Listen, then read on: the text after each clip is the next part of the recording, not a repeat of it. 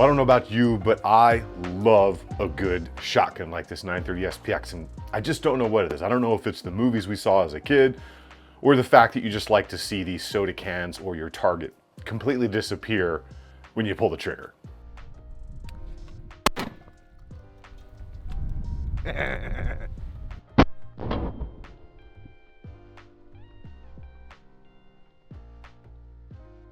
Well, today we're going to talk about why put a red dot on a scattergun. Why put a dot on a shotgun? Because this one here, the Crimson Trace Rad Max Pro, is a little bit of a larger kind of RMR styled red dot, not really meant for pistols, more so meant for a dedicated rifle or shotgun. One of the obvious reasons is because a dot can make you a little bit faster. But again, why a scattergun? Well, because you still need to aim with a shotgun.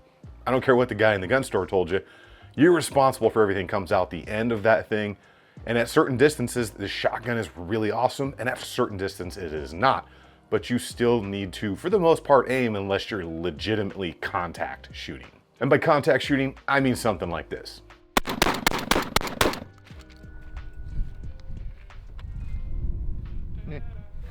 Before we get into the dot itself, the sponsor of today's video is Hidden Hybrid Holsters. So if you don't know who Hidden Hybrid is, they make those sweet leather-backed Kydex fronted holsters to care for that 1911 or other style pistol that you are running out there. Whether you're looking for a single clip, double clip, belt mounted holster, they have something for you. Check those guys out. Longtime sponsor of the channel.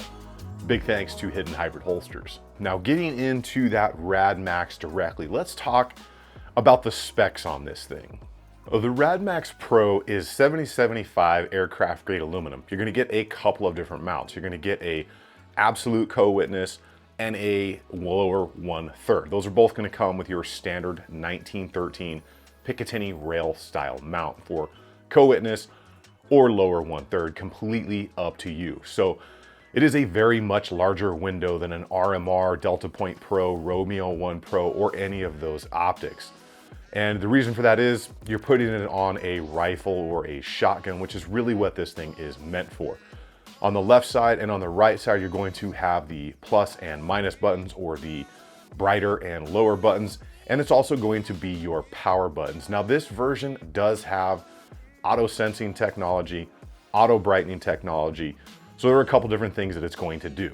After 0 movement, it's going to shut itself down in 2 minutes. Now, after 8 hours of consistent battery use, the optic is going to completely power itself off to conserve battery life. What that would be for is, say you are driving around in your truck for long periods of time, that's why that is going to shut down. Whether or not you like that, completely up to you. Just remember, you would need to check this to ensure that it is going to be on when you start using it, if you've stepped away from it for some time. It is a top mounted battery, which is very nice. 50,000 hour battery life, gives you everything you're gonna need as far as the longevity of that dot in there. 3 MOA dot while we're talking about it, 2032 battery in there, and it is IPX7 waterproof, shock, impact, and fog resistant. You will have that fully multi-coated glass. You're gonna get a nice solid dot picture out of this thing, and it's gonna be fairly bright. You're gonna have a total of 8 settings when it comes to this. And those 8 settings are gonna be 8 daylight and 2 night vision, should you be one of those cool cats wearing nods. One of the interesting things about the design of the Rad Max is you'll see kind of a triangular, almost looks like a house roof across the top of the housing.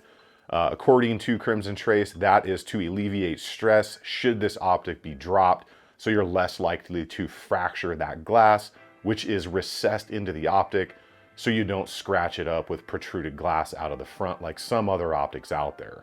Well, being that I've never had a dedicated dot on a shotgun before, I have run shotguns with dots on them before, I wanted to try one of these out. A buddy of mine hooked me up, gave me this Rad Max Pro, and I wanted to take it out there and just kind of see if it was worth putting a dot on a shotgun, because you still have to aim and you still have to zero a dot to your shotgun. It's not just as easy as slapping it on there and going to work.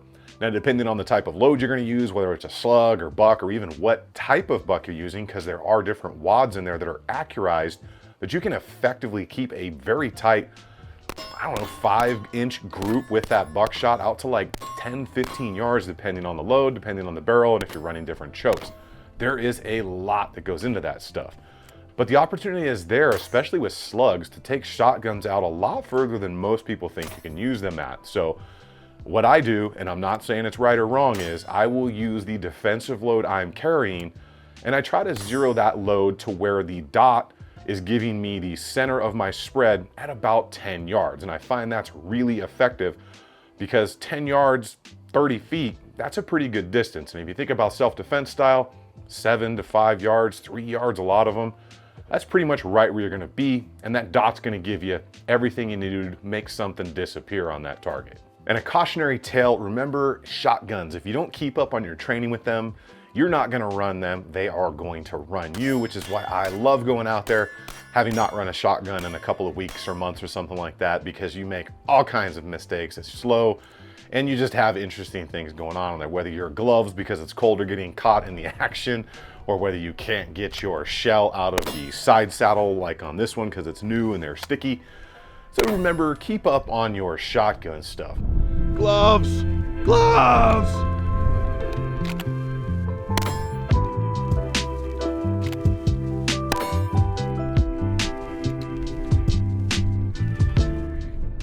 Now, the day I was out on the range filming this, it was super bright and it was super cold. So I not only hadn't run the shotgun in a while, but I hadn't really run it with gloves on or a jacket in a very long time. So plenty of flubs out there on the range that we're gonna take a good look at. But there's a couple of things that I really did like about the optic. One, that big window does help. So there is kind of this happy median when it comes to optics, where some of them might be too small, some of them might be too big. And something like a shotgun, you don't need a really big optic and you don't really want a really small optic, because the whole point is to get just enough sight picture, flash picture with that dot, and then start throwing those slugs, buckshot, or even birdshot if you're using a red dot for hunting, down there to quickly get that target taken care of. So the size of that window is definitely a big positive. The second big positive for me are those larger style buttons. So being that I was wearing gloves out there, that actually came out handy when I was, taking the brightness up or down depending on which direction I was pointing, because one of the things I really did want to do was go into direct sunlight. So if you don't know, sometimes you can get glare back off where that LED is placed in pretty much any type of optic. When you are facing directly into the sun, you'll get a little bit of glare of that kind of cover that, like, I don't know what material it is, it's almost like glass that covers the LED to protect it. You might get some kind of feedback on the actual front glass of the optic. It happens with a lot of optics out there, even a lot of the higher end optics, if you are in direct sunlight. And being that we're in Arizona, we get a serious amount of direct sunlight. However, the buttons were good, the glass was good. I did notice a little bit of glare back looking through that glass when I was in direct sunlight, to where I could actually make out the housing that covers the LED. And that's just gonna be something very common, even on your higher end red dot optics. Another thing I like specifically about this is the glass doesn't really deform color. So some optics out there really change the color of what you're looking at, or have a lot of like magnification, even though they say it's a no magnification optic. So the clarity of the glass is definitely very nice. I think like the Delta Point Pro, the Romeo 1 Pro, and even some of the Holosuns have very, very clear glass, because you don't want a lot of distortion going on, especially on something like a shotgun or even a rifle or anything else. When you come up and you look through there, you don't want to see weird distortions of magnification or color variation, because that's going to throw your eye off. At least it does for me, and I'm guessing a lot of you guys out there are the same. And if you kind of are interested more in this actual shotgun, I'll link those videos down below so you can check those out. So those are three things that I really thought were kind of a positive with the Rad Max here. So let's start talking about the price, that pound of flesh. All right, so back to that price. I saw this one all over for $399. Now I understand it's a little bit bigger, there's a little bit more material. It's got the shake awake motion sensor, good glass, good adjustments, all that stuff, which leads me to my kind of one negative here. I think it's a little bit pricey for what it is. Based on other stuff that's out there, the difference is the other things kind of that are, dots like that are usually much, much smaller. So I don't know, as far as cost of materials, cost of engineering, something a little bit bigger, how much more of a cost goes into those optics. But I think that price is maybe just a smidge high. Overall, like I said, I had no problems with the optic.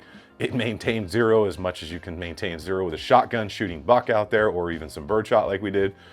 So I don't know, you're gonna have to be the judge on that one as far as what type of optic you're looking for. I just haven't really messed around with a lot of the Crimson Trace stuff, so I decided to pick a few things up and kind of see what's going on with that brand, since I really haven't touched it in probably the past 10 years. I will say this, it is really kind of crazy how many options we have for optics these days, whether it is like aim point style optics, micro red dots like this, reflex sights. We have just got so much stuff going on out there that there is a price point for everybody, a quality point for everybody, and just everything in between that you can think of, which is really cool because we didn't always have so many options. There's really only two questions you need to ask yourself. How much window do you need, and would you even dot a shotgun, depending on what type of load and exactly what you guys are going to do with it out there on the range, because shotguns are just fun. It's like lever action rifles. We all saw the movies. We loved growing up seeing those cool things, at least I did. And when I get the chance to run a lever action out there, it's just a ton of fun and kind of makes me feel like a kid again and puts a smile on my face. Well, that is what I have for you guys today. If you guys are interested in any of that stuff you saw today, I will leave that first link down in the description, or I will pin it in the comments. That's the build and parts list. You can check it out. All that stuff helps the channel out. You want to support the channel, you can check out any of those affiliate links. You can help out on the Patreon. Huge thank you to all of you Patreons out there. Or you can just comment, like, share, subscribe, all that good stuff that helps the algorithm out and helps the channel keep growing. Hopefully we're gonna hit 100,000 subs in a couple of months here. Always remember, practice range safety out there. Throw a rubber on it if you are into it. You guys get out there and have some fun on the range. Remember, if you stay ready, you ain't gotta get ready. I will see you guys on the next one.